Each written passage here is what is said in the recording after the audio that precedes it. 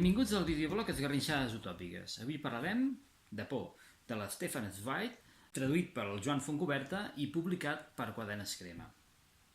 El títol és tan explícit que gairebé ens aboca a entrar en aquesta novel·la curta, escrita ara fa gairebé 100 anys, el 1920, amb el mateix desassossec que transmet el títol.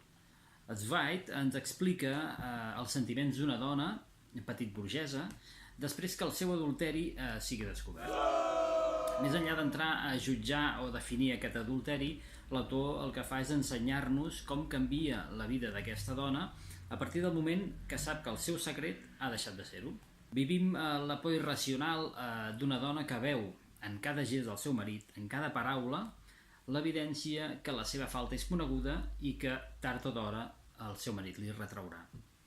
Vivim els seus dubtes, els seus neguits i la seva por per un acte que creu gairebé irreal, en el qual no s'hi reconeix i pel qual patirà la resta de la seva vida, però que, si pogués, esborraria per sempre més.